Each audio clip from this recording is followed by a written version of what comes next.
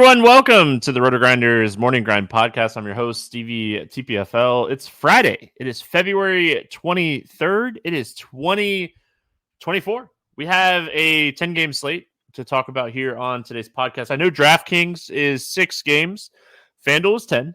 Of course, they couldn't interlock on a Friday. And it's such an ugly late slate with all the back-to-backs.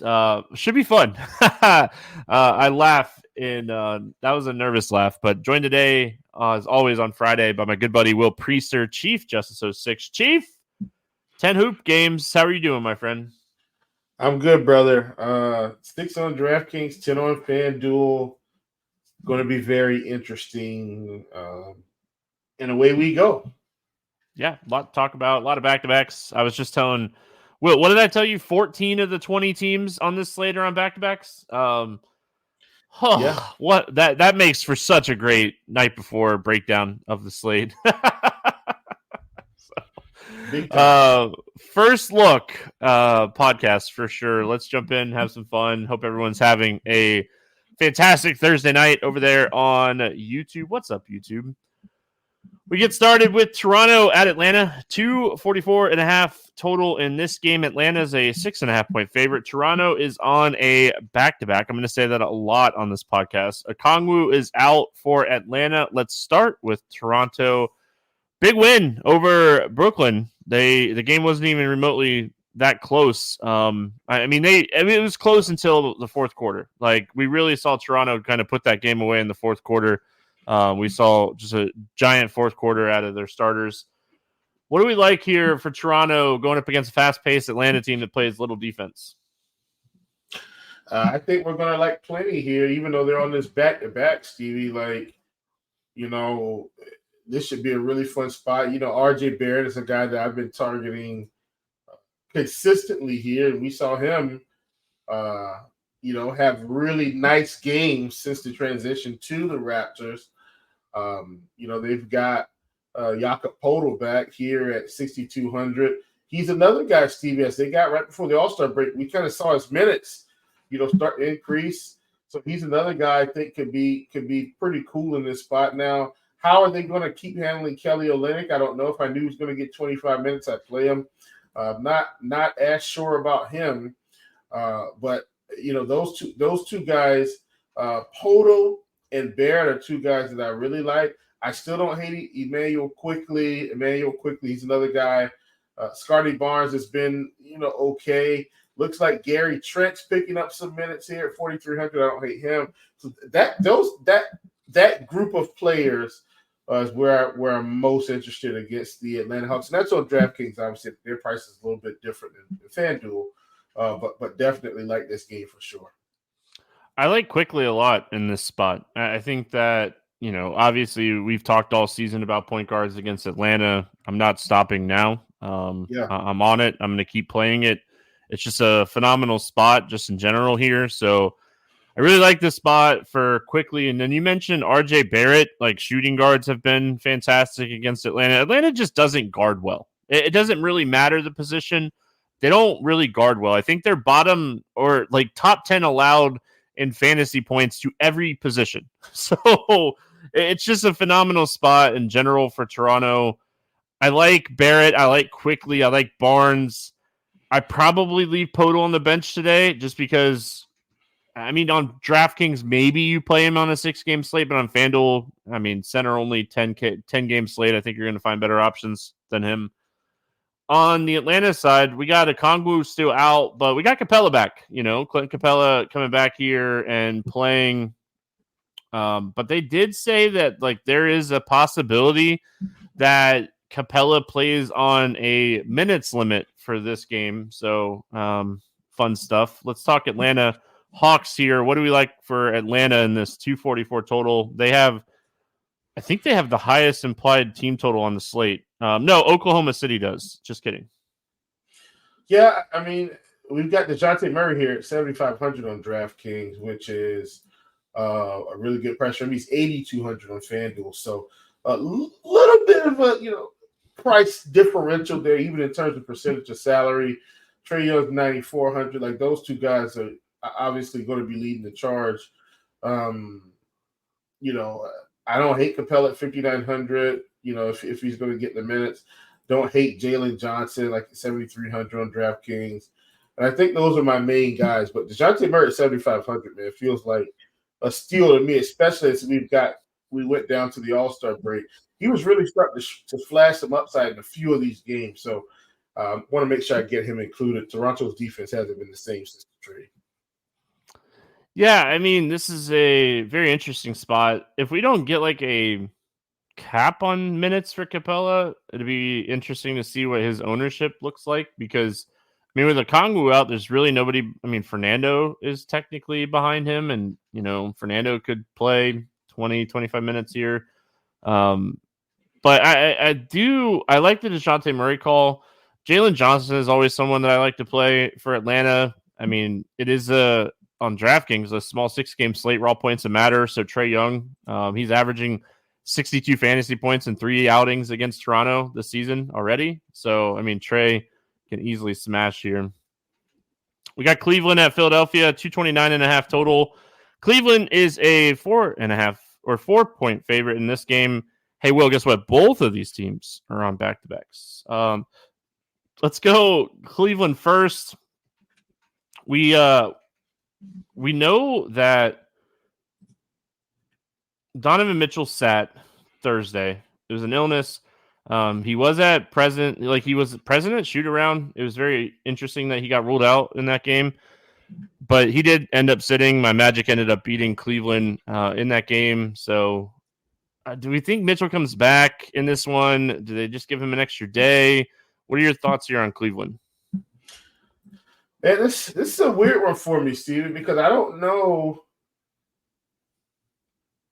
how they're going to treat him. Like,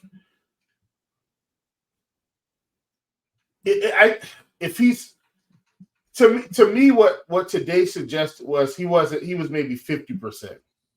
You know what I'm saying? Like he was sick, maybe okay, but probably not okay enough to play. Probably lack of energy, so forth and so on. I'm sure they gave him treatment today. Sure, he took some meds, probably got some rest, and perhaps he wakes up in the morning and he's 70%. If he's 70 to 75%, I think he goes here in this spot, Stevie. So I guess what I'm saying is I think if he's in that range, I think he plays, and if that's the case, he's probably the guy. Behind him, maybe Mobley, maybe Allen.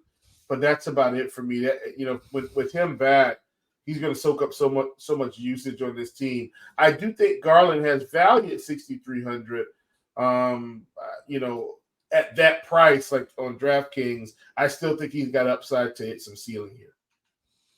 Yeah, ended up playing 37 minutes. Keith and I were talking about Garland yesterday and how we were a little concerned about the minutes, but I mean, they said that he should be good to go minutes wise, and he played 37 minutes, scored 18 points. It was a very spread out attack for Cleveland. Like everyone had a good game, but no one had a ceiling game type of game. And I worry about that potentially happening, but Philadelphia's defense has been a lot worse since Embiid has been out. They're 29th in defensive efficiency over the last 8 games without Embiid. So obviously, this is a spot we could see Cleveland kind of just beat up on Philadelphia.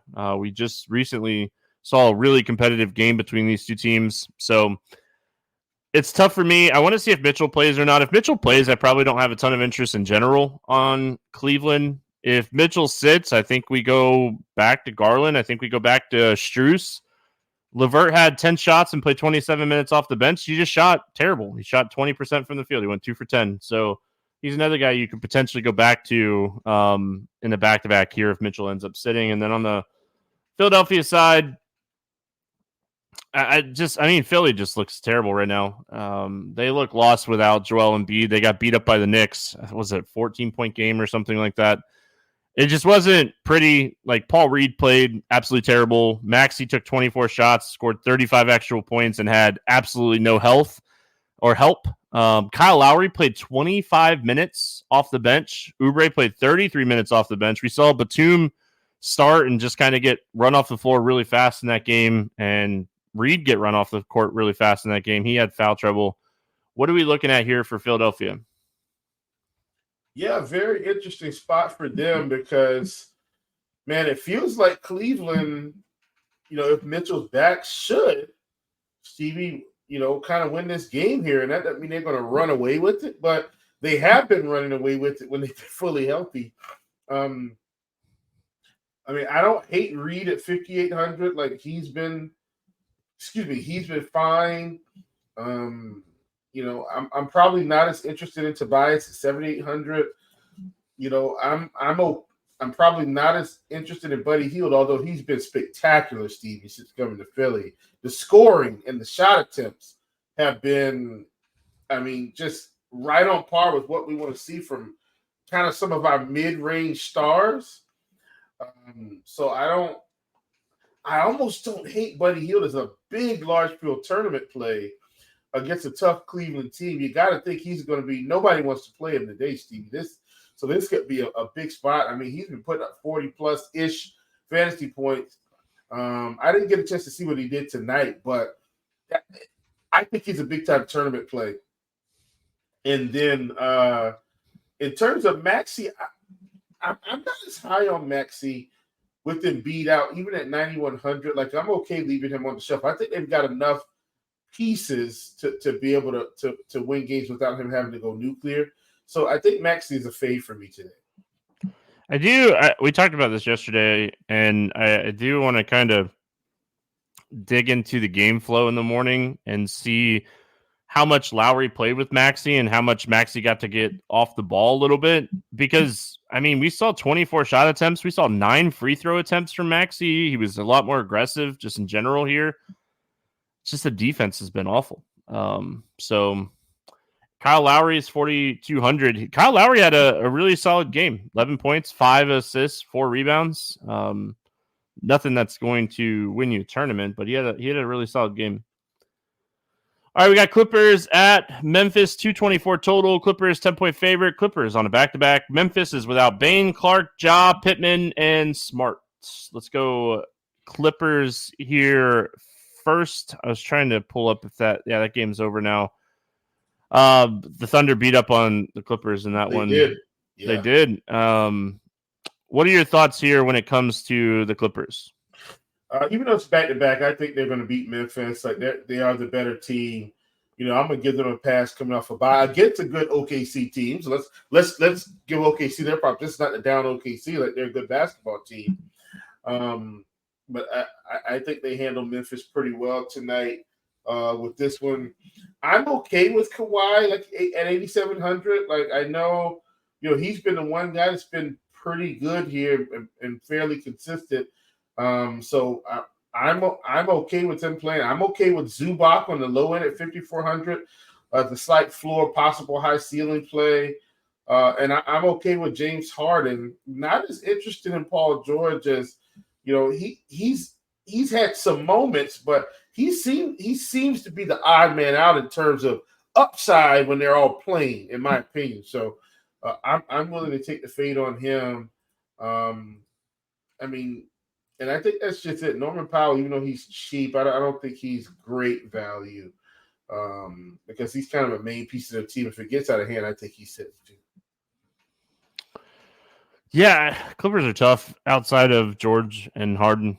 Kawhi, like those 3 guys are the guys that get such a huge amount of usage. We saw Norman Powell play 30 minutes and take 19 or had 19 points off the bench against the Thunder. Zubac played 29 minutes. And they did say that like his minutes restriction is gone. We'll see like if he does play the back-to-back here, but I think this is a pretty good spot for him at 5,400 on DraftKings. Memphis side, Memphis is still without so many players. It's a new look Memphis team. We've talked a lot about like Vince Williams, down the stretch here and how well he's been playing and scoring. Is there anything standing out to you in this tough matchup? No. He's 7K now. Like, yeah. Yeah, it's tough when you're just looking at the matchup and then you're looking at the rotations for Memphis and you're like, gosh, I don't want to play any of these guys.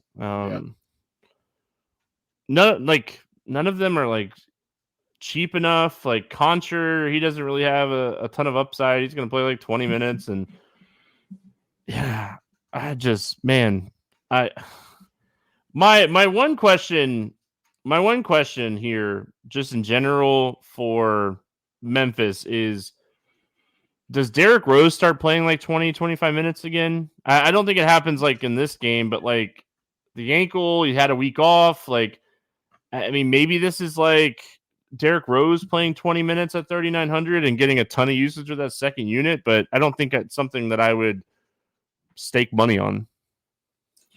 Yeah, I mean,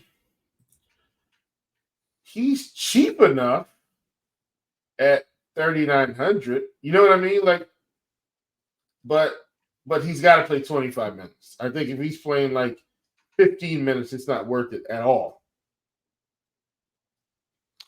Washington at OKC. Moving on. The Memphis side so ugly. This game's not much better. There's a 241.5 total. The Thunder, a 15-point favorite. Both teams are on a back-to-back here. Before we get into the Washington side, we have a question in chat. GG Jackson for Memphis. I think he would be the one guy, if I was going to play anybody, I'd take a shot on. But I don't feel confident in that either. I don't want to play really anybody from Memphis. They're just such a bad basketball team. I'm with you. To answer that question. Washington side of this Thunder game. Washington kind of getting blown out here in this game going up against Denver. It's just kind of getting kicked off in the second half. What are your thoughts here on Washington? I'm still on the train with Bagley here at 5,500. I still think he's got the upside, one of the best rebounding matchups on the slate. So I'm in. I know it's a back-to-back. I am expecting them to lose this game. I do think OKC is the better team overall, but generally speaking, I still think this is a good spot for Bagley. And I think that's mainly it. Like, I don't really want to play Washington, but I think Bagley's a good play.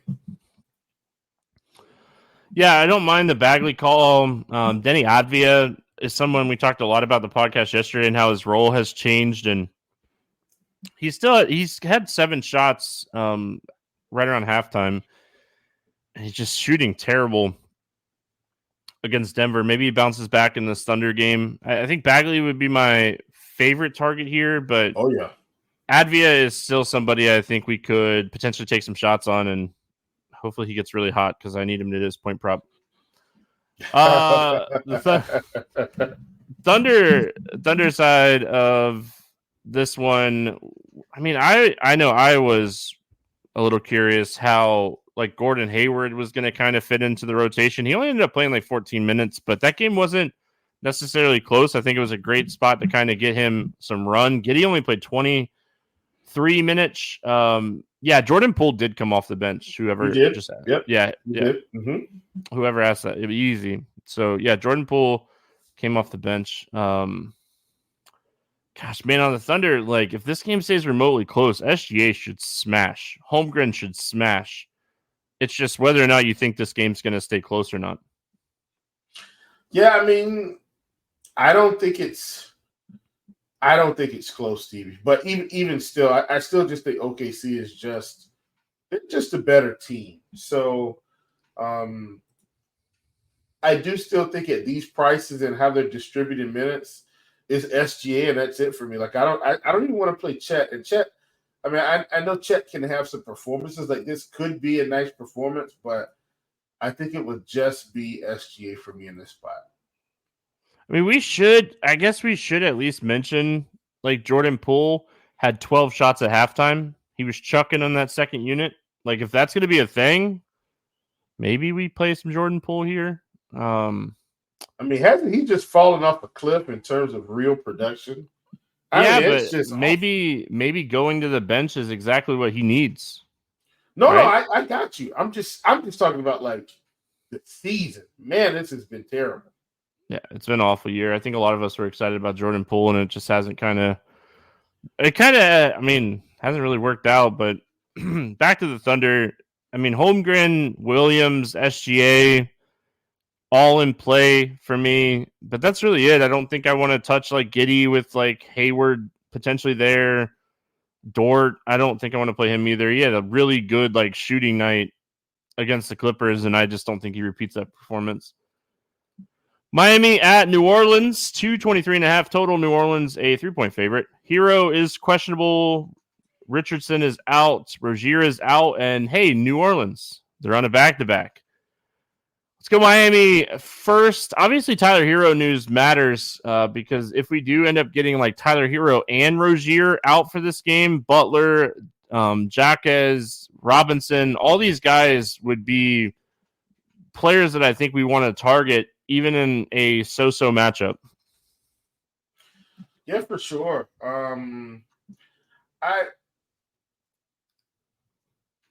I think Bam might be okay here regardless. Like, he's got such stable minutes, Stevie. Like, his minutes have been just some of the best on this team. He's probably also because he's been one of the most healthy on this team also. So I don't want to overlook that.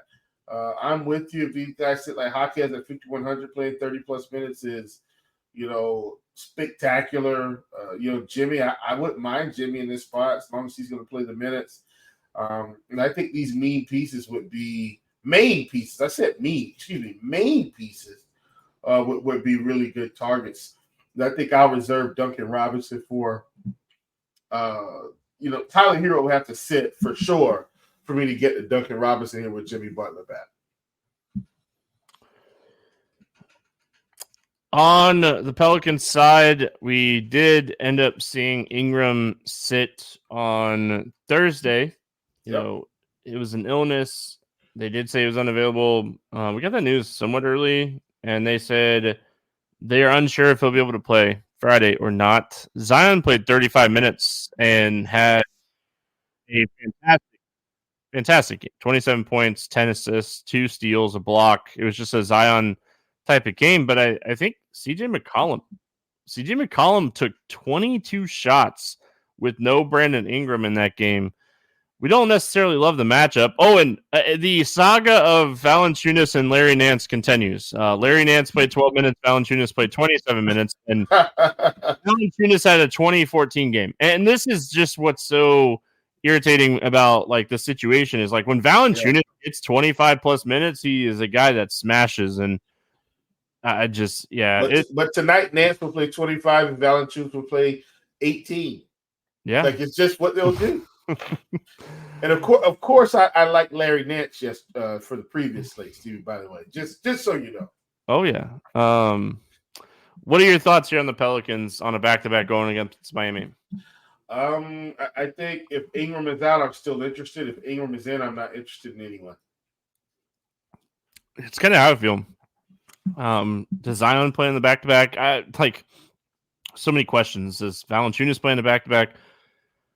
We'll see if anybody gets ruled out here. If people start getting, it's one of those slates just in general, not just this game, but it's just one of those slates in general where we could have a bunch of people get ruled out day of. You're going to have to adjust the news. Yeah, spring training baseball is back tomorrow, so who knows, Stevie? Maybe I'll just make some money on that. There you go. Phoenix at Houston, 229.5 total. Phoenix, a 3-point favorite. Both of these teams are on a back-to-back. Yes. You can hear it in my voice. Hey, Devin Booker did his thing. We talked about him. I like Booker yesterday as well. Yeah, he's someone I think it was his point assist prop. I forget what it was that I bet, but he hit it, and that was nice. But, we saw Bradley Beal. Like, everything had been pointing to Bradley Beal being more on, like, the probable side, but now he's ruled out Thursday, and he's unlikely to play Friday. We saw Eric Gordon play 35 minutes. We saw Grayson Allen play 37 minutes in that game against Dallas. Royce O'Neal played 30 minutes off the bench. Let's talk Phoenix. Obviously, Devin Booker, Kevin Durant are your high ceiling guys, but I mean the minutes for Eric Gordon and Grayson Allen are really interesting, assuming that both of them start again if Beal ends up sitting again. Yeah, for sure. I think in this spot, Stevie, I'm right back to Booker and Durant though. Like, these are the two guys. Grayson Allen at 5,400. I think he's okay because he had already been playing, nice minutes anyway. And I know that Eric Gordon, he's just a professional, man, a professional scorer in the NBA. But I think I'm going to ride or die with Booker and Durant and let the chips fall. Like that's where I want to plant my flag here. I'm okay fading everyone else. Yeah, I hear you on that. I mean, Eric Gordon, I feel like is going to take shots away from Allen just in general. So maybe you just take shots on Booker and Durant.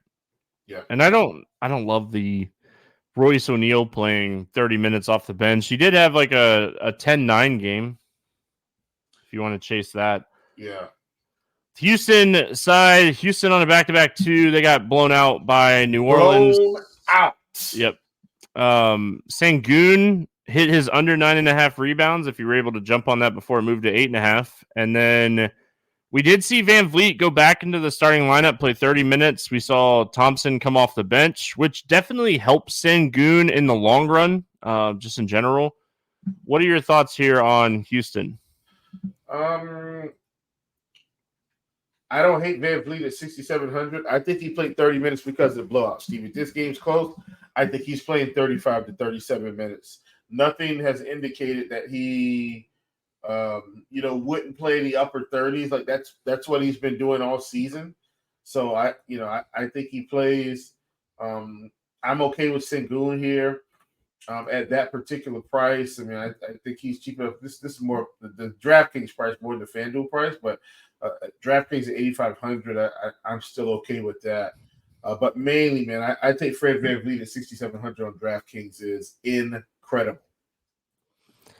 Yeah, I mean, I think the Van Vliet price is nice. I wish Thompson's price would have got shifted because he got moved to the bench, but it didn't.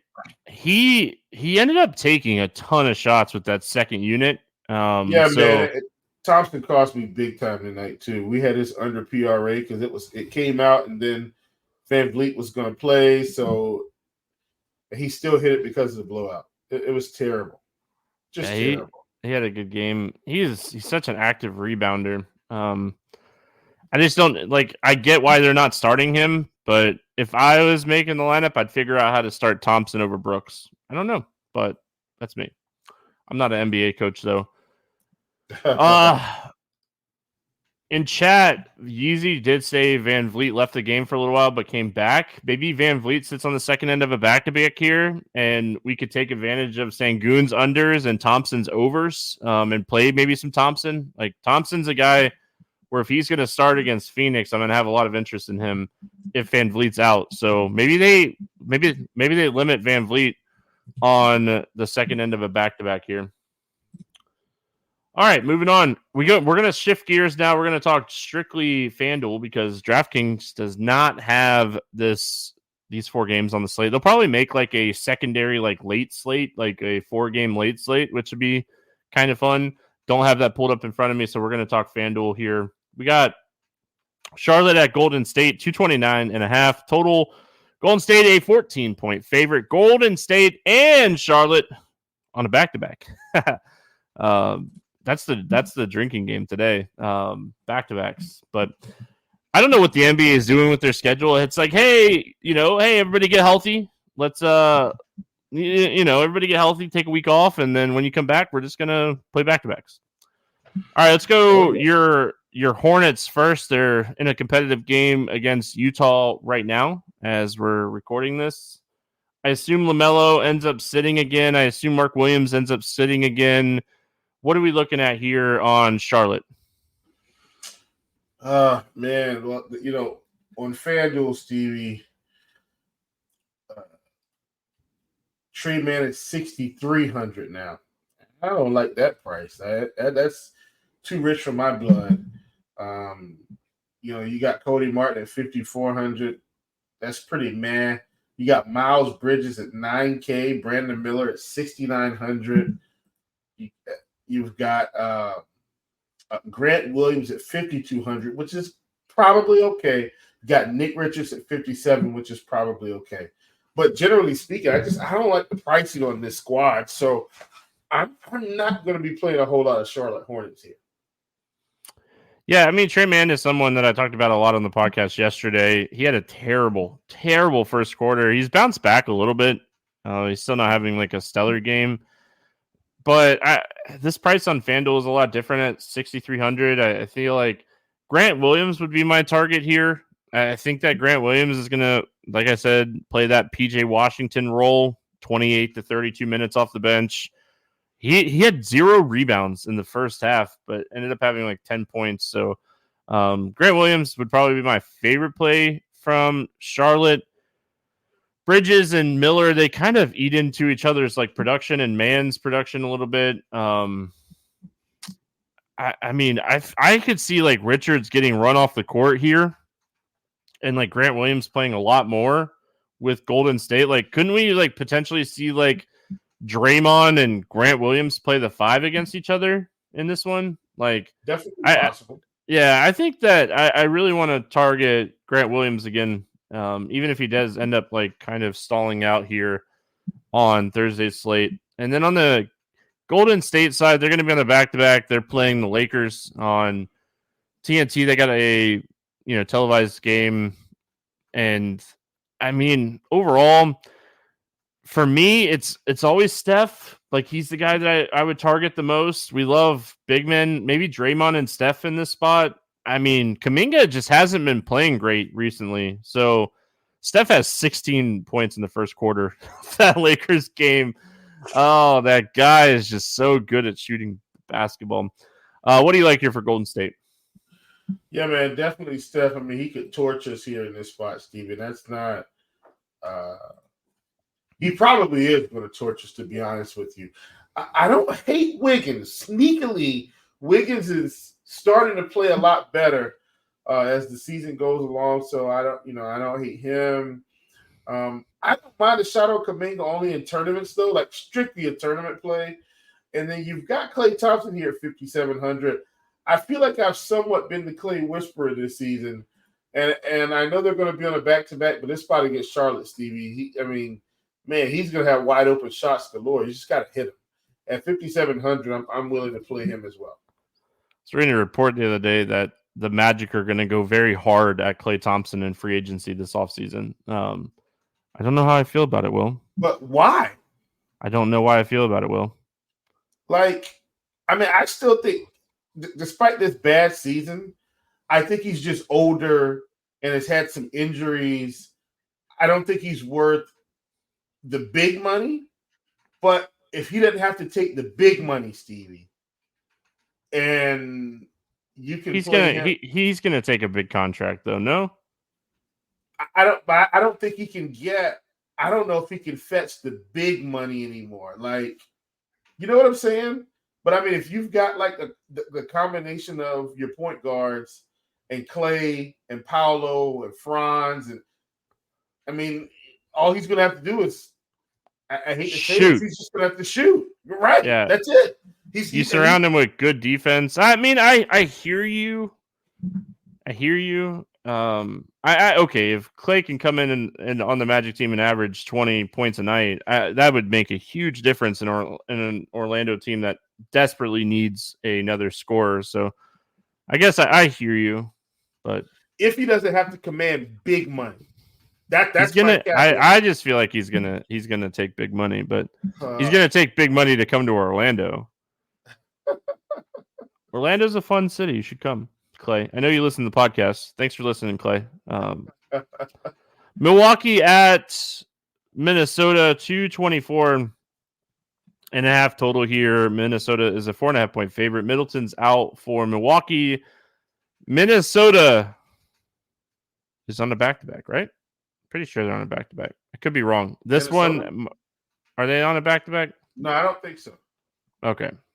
I got back-to-back heavy. Oh, no, I didn't write back-to-back. I wrote it for Denver the next game. So there you go. Minnesota, nobody on the injury report for them. They should be good to go. Let's go Milwaukee first. FanDuel does say that like Giannis is a game-time decision. He's probable on the injury report. He's going to play in this one. Let's go Bucks. What do you like here for Milwaukee? I like Giannis. That's about it, Stevie.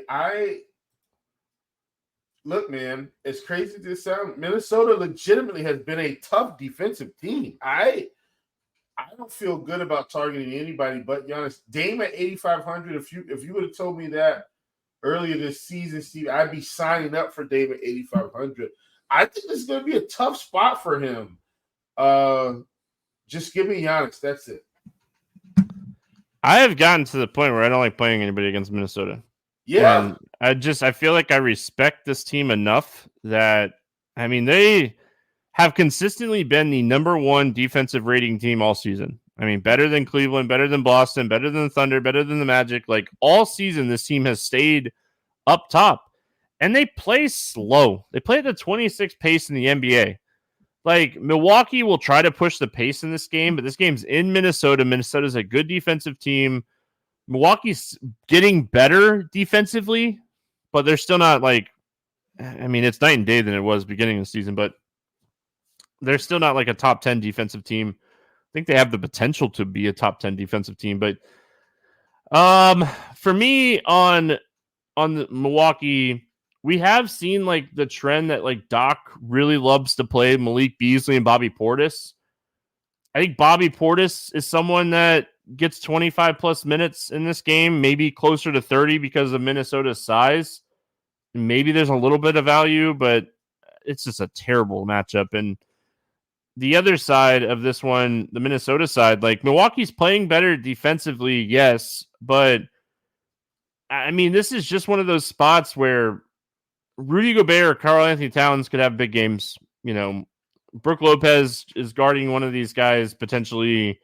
We could see Anthony Edwards have a big game just in general here, but the pricing, do you see the pricing on FanDuel? Yeah. Like Edwards is 95, Towns is 81, Gobert is 8K. Like I could get behind playing some of these guys if the price was right, but the price is wrong on all these guys. I think if anything, like Mike Conley's 6K. I was going to say maybe Mike Conley, but he's 6K too. 6K, like Minnesota is just very highly priced on FanDuel. Reed, he's 5,600. Yeah.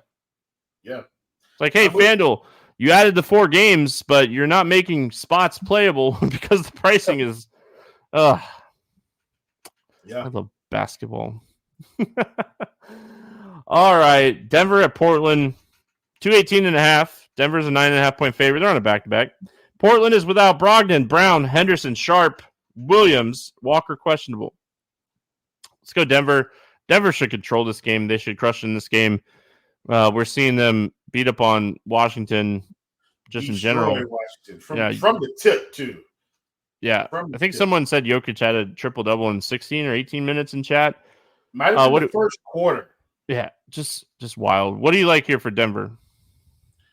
I'm okay with Jamal Murray. I'm okay with Jokic just because they're going to command so much usage in general. Outside of that, that's it, man. I hate to be that guy that's just recommending the main plays, but this game could also be out of hand, Steve, even though they're traveling. So I don't. That's about it from Denver for me. I will say this. I feel like you're going to have plenty of value open up throughout the day on this slate. Just in general. There's too many teams on the back-to-back. 14 of 20. So Portland's somewhat interesting. They're missing a lot of pieces here. Brogdon, Henderson. They're missing enough pieces where I think that we could potentially take some shots. We talked a little bit on the podcast yesterday about how Denver has been struggling against bigs. Maybe Ayton is our center play on FanDuel today at 7,700. I don't necessarily hate him. I hate playing Grant. I mean, Simmons, he's okay, but he really hasn't been paying off his price. I think this is a spot I want to play Ayton, and that might be it. I'm okay with Ayton. 7,700, not a bad price. But I'm with you. Like, that's about it. Jeremy Grant did go on a scoring tangent, Steven. I'm going to call it a tangent there for a little stretch. But all in all, man, it's a tough spot for this team with limited resources. So I'm out. Yeah. I mean, Thibault probably starts here, but like his minutes have kind of disappeared. Do we think his minutes bump back up with all these guys out? Maybe. If Tybal were to play 25 plus minutes at 4K, he's a potential value play, but I mean, you don't feel great about that. I think to play Tybal, you need to see like Jabari Walker end up missing this game for you to really want to play him. All right, finishing out San Antonio at LA, no total in this game because, hey, Will, guess what? Both of these teams on a back-to-back. Oh, gosh. LeBron sat Thursday. We'll see if he's back for this game on Friday. And then after the All-Star break, too, right after. Yeah, I thought that was interesting. And then we'll see, like, Wemby on a back-to-back here. Like, he's recently played a back-to-back. Just limited minutes, so I don't know what we'll be looking at minutes-wise for him here. Anything that you like for San Antonio?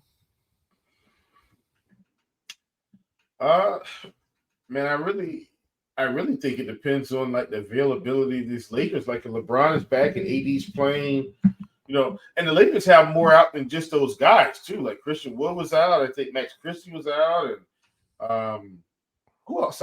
Cam Reddish, I think, sat that game. Did he not set? I'm pretty sure he sat too. So they had some guys out. I think it's Wemby at 10-4, maybe. Like he's probably our guy. Maybe Devin Vassell, but that's about it. Like I'm not really thrilled about anyone else. I know they've been playing a little bit of Blake Wesley here, and he's been okay. But like generally speaking, I don't see the ceiling. So I'm not afraid of him, but Vassell and Wemby, I think, are my two if I was going to play anyone. Yeah. Obviously, we have to wait and see whether or not Wemby plays. Because if Wemby sits, Vassell, Sohan, Johnson, Trey Jones, all these guys become a lot more interesting. They're somewhat priced appropriately if we do end up getting like the news that Wemby ends up sitting. So we'll pay attention to that. And then on the Lakers side, obviously we'll wait and see if LeBron plays. If LeBron's out, I feel like one of the top value plays on the slate is going to be Max Christie. He's 3,600 over there on FanDuel. I assume Max Christie would play 25 to 30 minutes in this game with no LeBron. He's healthy. He's played 9 minutes, and there are 8 minutes to go in the second quarter. So, I mean, if that translates into 18 minutes at minimum, Christie at this price is great. If LeBron sits, Reeves, D'Angelo Russell, Anthony Davis, all very much in play. San Antonio is definitely a team I want to attack. Got to think about it. On FanDuel, that is.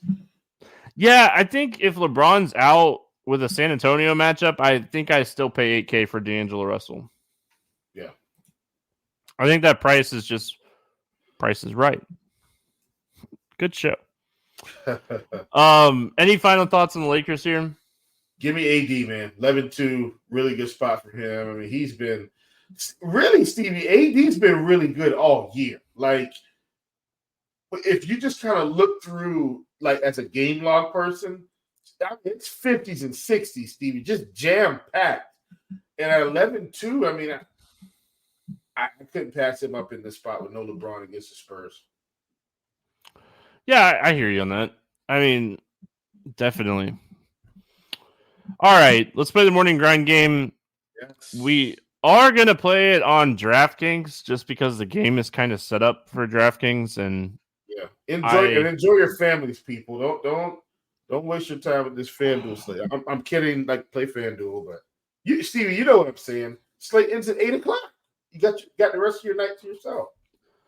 Yeah, I mean, so there is a 2-hour gap. Like you could have a nice dinner and hang out with the kids, and then come back and like, all right, do I need to adjust for 10:00? So you play the late slate.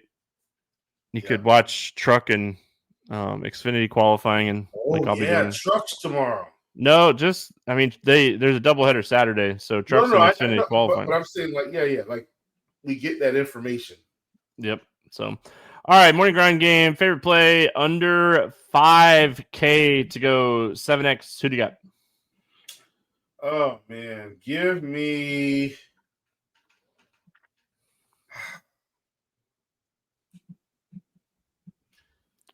This is a tough one, Stevie, because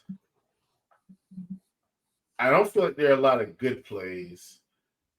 I'm going to go with Gary Trent at 4,300. Yeah, that guy. All right. I mean, with Bradley Beal not expected to play, give me Eric Gordon at 4,800 here. We're going to have better value throughout the day. There's going to be value that opens up. There's too many teams on back-to-backs. Yeah. Over 8K to go under 5X. Who's your bust today?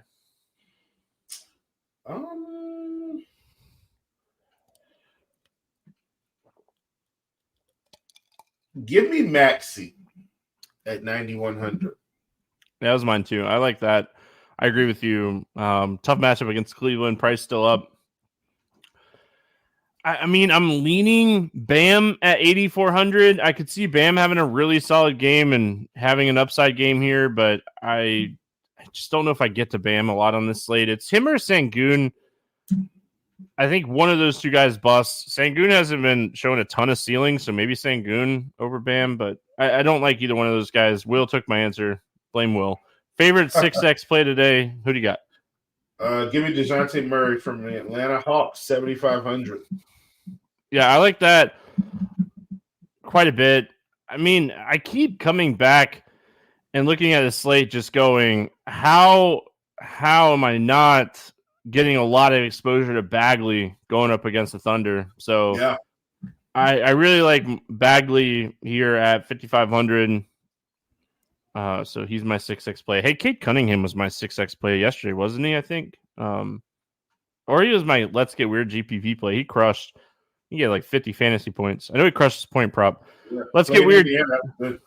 Yeah, Let's Get Weird GPP play of the day. Who do you got for us today, Will?